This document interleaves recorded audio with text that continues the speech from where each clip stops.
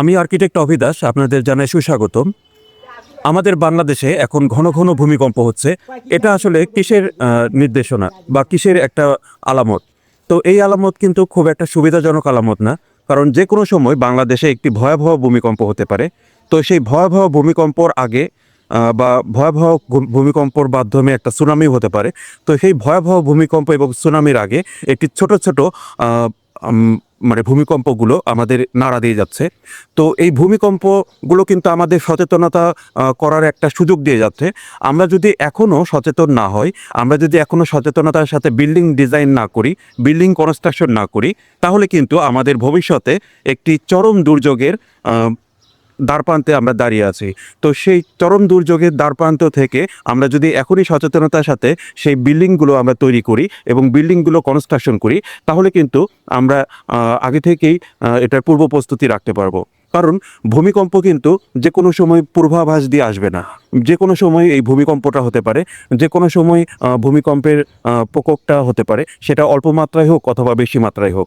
তো বেশি মাত্রায় যখন ভূমিকম্পটা হবে, তখন সে সময় মানে এটা দুর্যোগের পরিমাণ কিন্তু ভয়াবহ লেভেলের হবে। ঢাকা শহরে ভূমিকম্প হলে এখানে একটা ম্যাসিভ ম্যাসাকার হয়ে যাবে। সাথে সাথে বগুড়া শহর, বগুড়া এটা 3 নাম্বার 8 কয়েক জনের মধ্যে অবস্থিত এবং ঢাকা 2 নাম্বার 8 কয়েক জনের মধ্যে অবস্থিত বিএনবিসি 2020 অনুযায়ী। তো এই বিএনবিসি 2020 অনুযায়ী এই যে 2 নাম্বার জোন, 3 নাম্বার জোন, এগুলো হাই রিস্কে অবস্থায় অবস্থিত। তো এই হাই রিস্ক জোনে বিল্ডিং ডিজাইন করার সময় এবং বিল্ডিং কনস্ট্রাকশন করার সময় আপনাকে অবশ্যই বিএনবিসি কোড মেনটেন করে আপনার বিল্ডিংয়ের ডিজাইন এবং কনস্ট্রাকশনটি করতে হবে। বিল্ডিং কোড মেনটেন করে আপনি যদি ডিজাইন এবং কনস্ট্রাকশন করেন, তাহলে আপনি ভূমিকম্প হওয়ার পরেও অনেকটা স্বস্তিতে থাকতে পারবেন, অনেকটা রিস্ক মুক্ত থাকতে পারবেন। কারণ ভূমিকম্পে কিন্তু যে কোনো বিল্ডিং যে কোনো সময় ভেঙে পড়তে পারে।